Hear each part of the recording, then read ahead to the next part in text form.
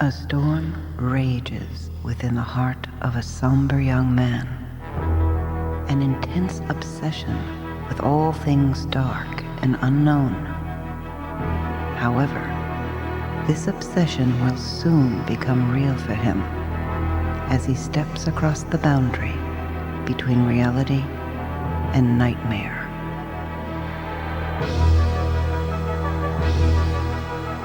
The Adventure of the German Student. On this installment of Tales by American Masters.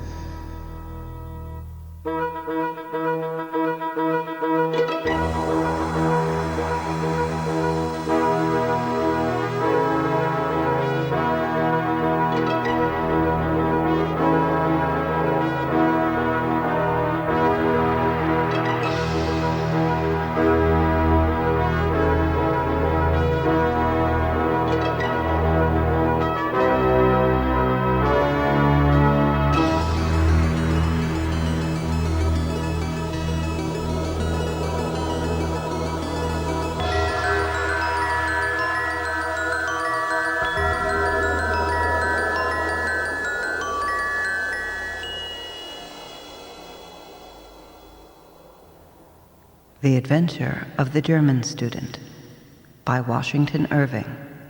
Read by Winifred Phillips.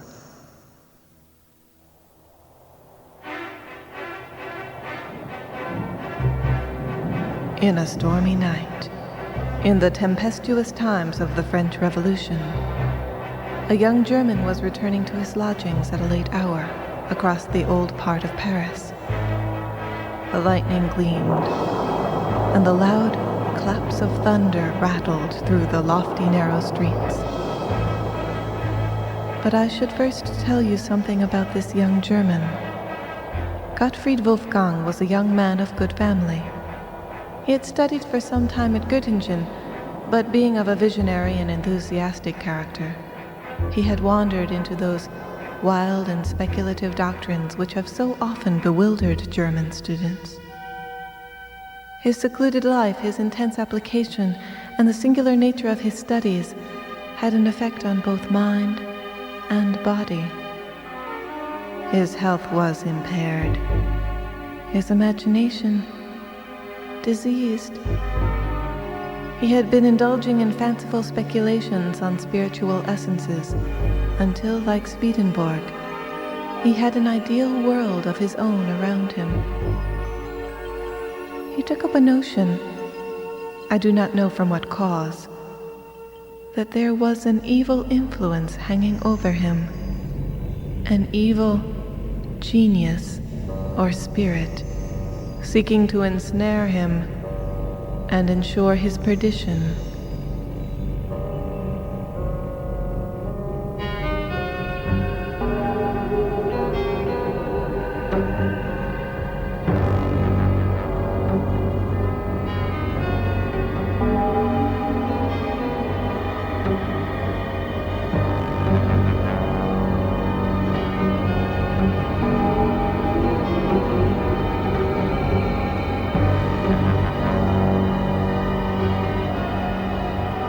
Such an idea, working on his melancholy temperament, produced the most gloomy effects.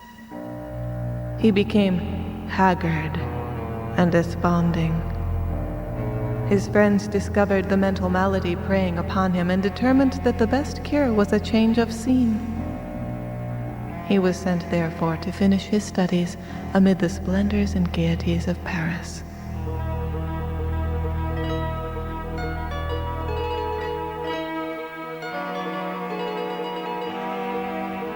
Wolfgang arrived in Paris at the breaking out of the Revolution. The popular delirium at first caught his enthusiastic mind, and he was captivated by the political and philosophical theories of the day. But the scenes of blood which followed shocked his sensitive nature, disgusted him with society and the world, and made him more than ever a recluse. He shut himself up in a solitary apartment in the Pays Latin, the quarter of students. There, in a gloomy street not far from the monastic walls of the Sorbonne, he pursued his favorite speculations. Sometimes he spent hours together in the great libraries of Paris, those catacombs of departed authors, rummaging among their hordes of dusty and obsolete works in quest of food for his unhealthy appetite. He was, in a manner, a literary ghoul, feeding in the carnal house of decayed literature.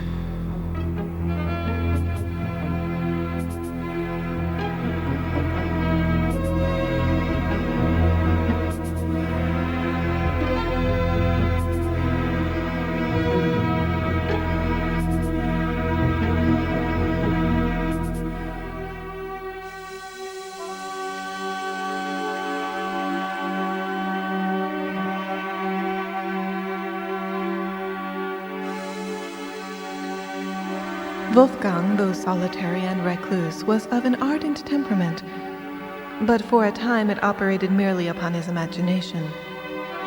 He was too shy and ignorant of the world to make any advances to the fair, but he was a passionate admirer of female beauty, and in his lonely chamber would often lose himself in reveries on forms and faces which he had seen, and his fancy would deck out images of loveliness, far surpassing the reality.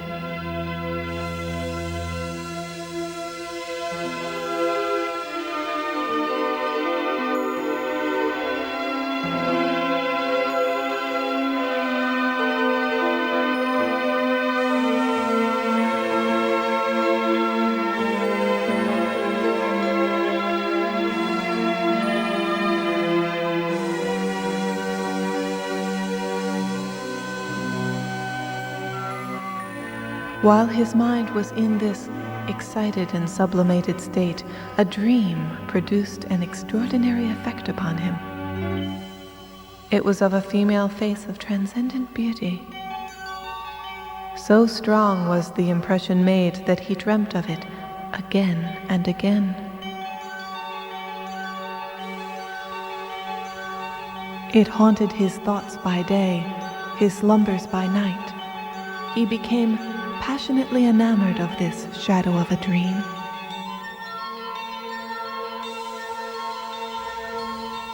This lasted so long that it became one of those fixed ideas which haunt the minds of melancholy men and are at times mistaken for madness.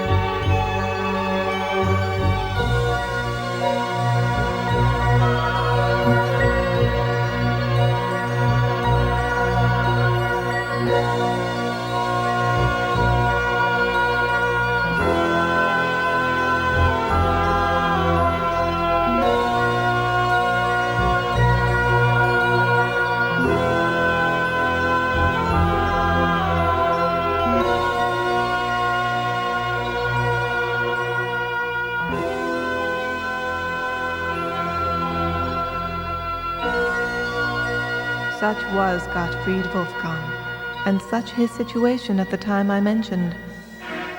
He was returning home late one stormy night, through some of the old and gloomy streets of the Marais, the ancient part of Paris. The loud claps of thunder rattled among the high houses of the narrow streets.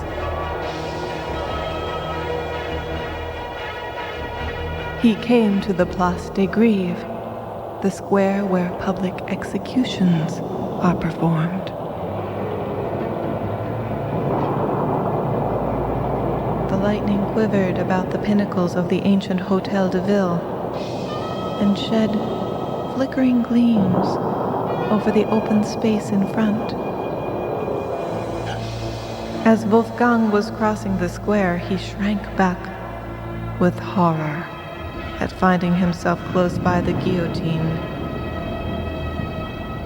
It was the height of the reign of terror, when this dreadful instrument of death stood ever ready, and its scaffold was continually running with the blood of the virtuous and the brave. It had that very day been actively employed in the work of carnage.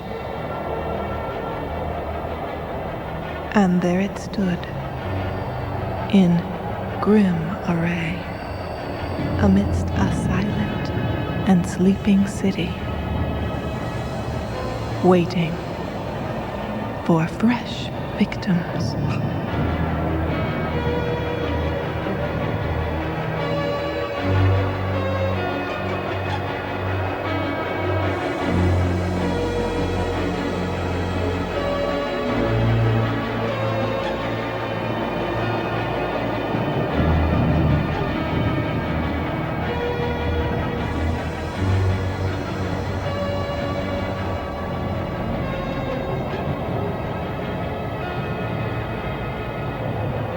Wolfgang's heart sickened within him, and he was turning, shuddering from the horrible engine, when he beheld a shadowy form, cowering as it were at the foot of the steps which led up to the scaffold. A succession of vivid flashes of lightning revealed it more distinctly. It was a female figure, dressed in black. She was seated on one of the lower steps of the scaffold, leaning forward, her face hid in her lap, and her long disheveled tresses hanging to the ground, streaming with the rain which fell in torrents. Wolfgang paused. There was something awful in this solitary monument of woe. The female had the appearance of being above the common order. He knew the times to be full of vicissitude, and that many a fair head, which had once been pillowed on down, now wandered, houseless. Perhaps this was some poor mourner whom the dreadful axe had rendered desolate, and who sat there heartbroken on the stand of existence, from which all that is dear to her had been launched into eternity.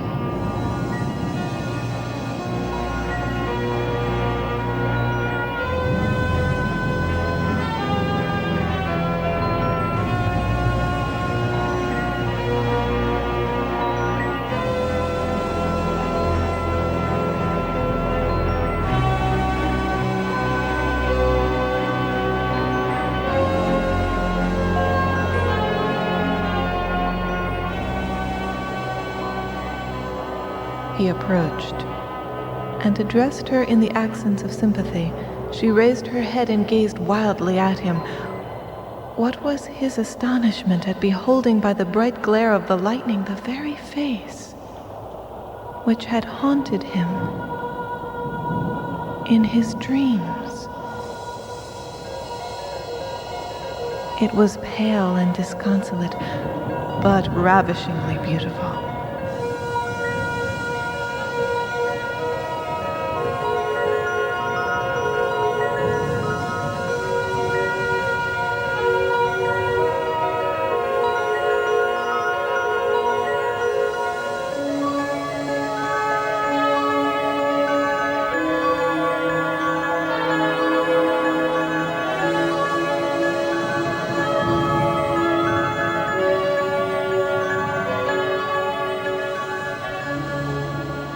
Trembling with violent and conflicting emotions, Wolfgang again accosted her. He spoke something of her being exposed at such an hour of the night and to the fury of such a storm, and offered to conduct her to her friends.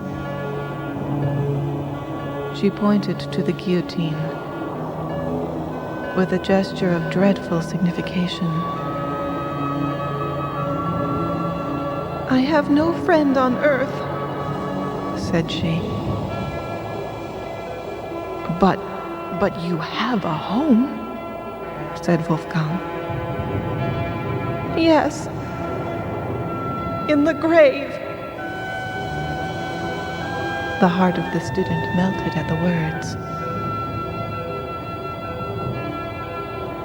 "If a stranger dare make an offer," said he, "without danger of being misunderstood, I would offer my humble dwelling as a shelter, myself as a devoted friend. I am friendless myself in Paris and a stranger in the land, but if my life could be of service, it is at your disposal, and should be sacrificed before harm or indignity should come to you." There was an honest earnestness in the young man's manner that had its effect. Indeed, there is an eloquence in true enthusiasm that is not to be doubted. The homeless stranger confided herself implicitly to the protection of the student. He supported her faltering steps across the Pont Neuf and by the place where the statue of Henry IV had been overthrown by the populace. The storm had abated, and the thunder rumbled at a distance. All Paris was quiet. That great volcano of human passion slumbered for a while to gather fresh strength for the next day's eruption. The student conducted his charge through the ancient streets of the Pays Latin and by the dusky walls of the Sorbonne to the great dingy hotel which he inhabited. The old portress, who admitted them, stared with surprise at the unusual sight of the melancholy Wolfgang, with a female companion. On entering his apartment, the student for the first time blushed at the scantiness and indifference of his dwelling. He had but one chamber, an old-fashioned saloon, heavily carved and fantastically furnished with the remains of former magnificence, for it was one of those hotels in the quarter of the Luxembourg Palace, which had once belonged to nobility. It was lumbered with books and papers, and all the usual apparatus of a student, and his bed stood in a recess at one end.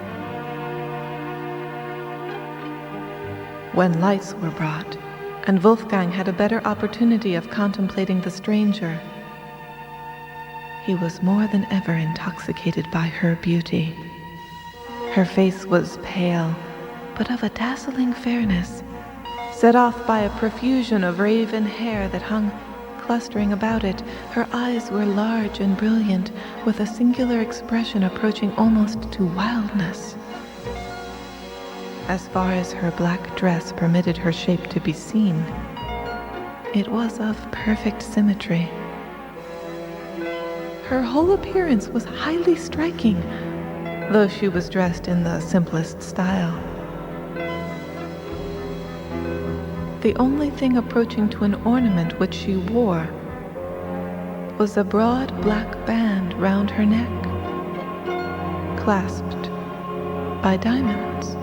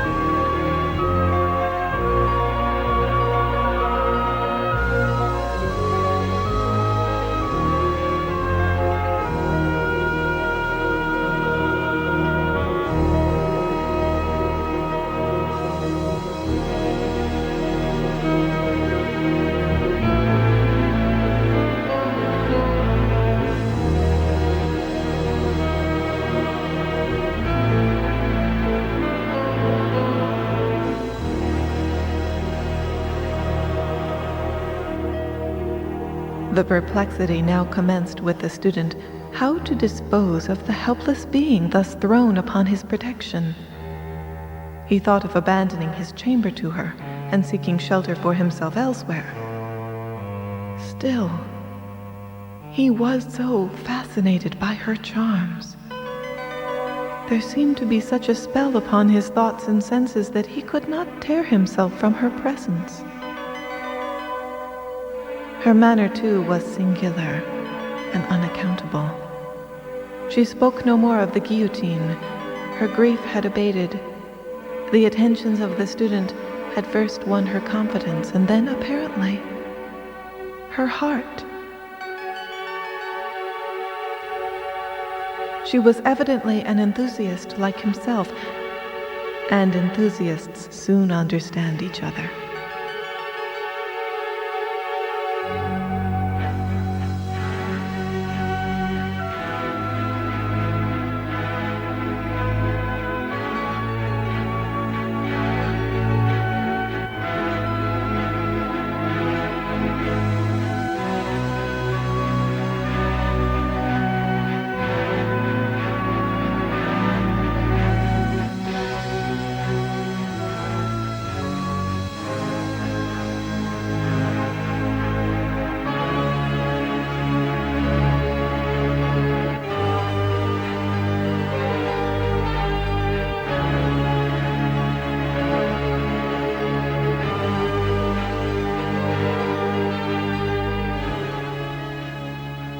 In the infatuation of the moment, Wolfgang avowed his passion for her. He told her the story of his mysterious dream and how she had possessed his heart before he had ever seen her. She was strangely affected by his recital and acknowledged to have felt an impulse toward him, equally unaccountable. It was the time for wild theory and wild actions. Old prejudices and superstitions were done away. Everything was under the sway of the goddess of reason. Among other rubbish of the old times, the forms and ceremonies of marriage began to be considered superfluous bonds for honorable minds. Social compacts were the vogue. Wolfgang was too much of a theorist not to be tainted by the liberal doctrines of the day. "Why should we separate?" said he. "Our hearts are united. In the eye of reason and honor, we are as one. What need is there of sordid forms to bind high souls together?" The stranger listened with emotion. She had evidently received illumination at the same school. "You have no home nor family," continued he. "Let me be everything to you. Or rather, let us be everything to one another. If form is necessary, form shall be observed. There is my hand. I pledge myself to you forever." "Forever?" said the stranger solemnly. "Forever," replied Wolfgang. The stranger clasped the hand extended to her. "Then I am yours," murmured she, and sank upon his bosom.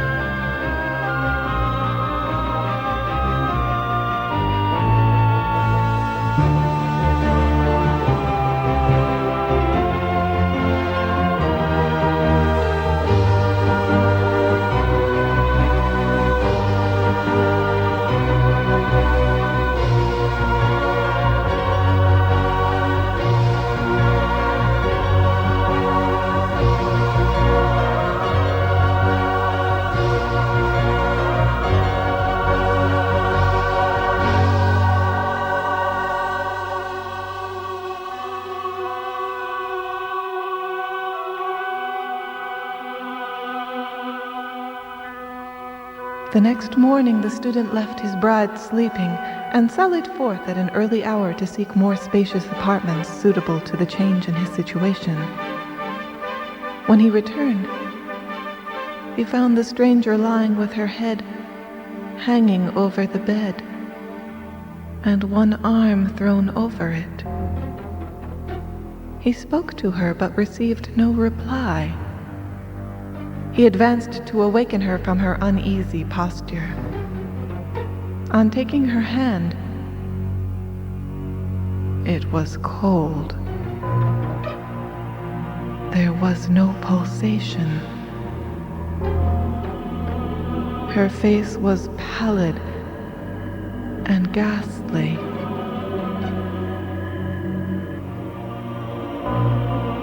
In a word,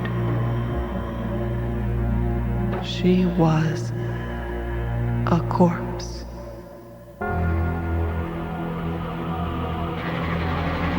Horrified and frantic, he alarmed the house. A scene of confusion ensued. The police was summoned. As the officer of police entered the room, he started back on beholding the corpse. "Great heaven!" cried he. "How did this woman come here?"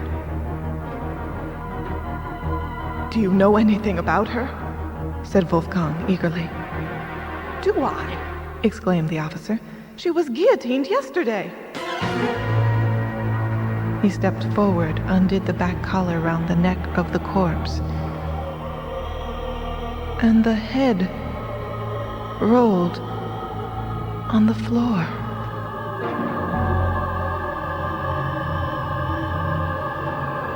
The student burst into a frenzy. "The fiend! The fiend has gained possession of me!" shrieked he. "I am lost forever!" They tried to soothe him, but in vain. He was possessed with the frightful belief that an evil spirit had reanimated the dead body to ensnare him. He went, distracted,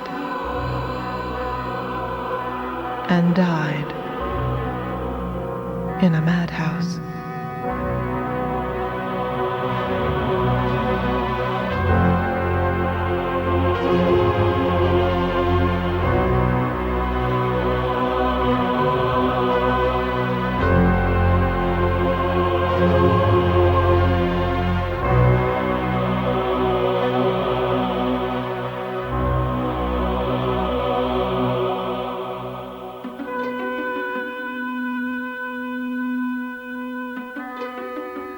Here, the figure with the haunted head finished this narrative.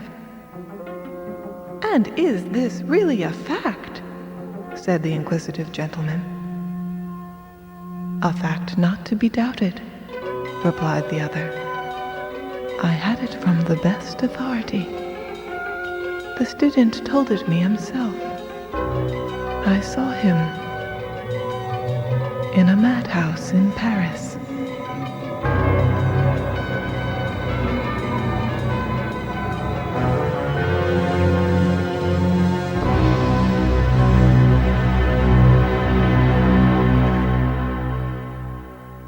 The Adventure of the German Student was written by Washington Irving. Titles and credit narration were performed by Winnie Waldron. The musical score was written and performed by Winifred Phillips.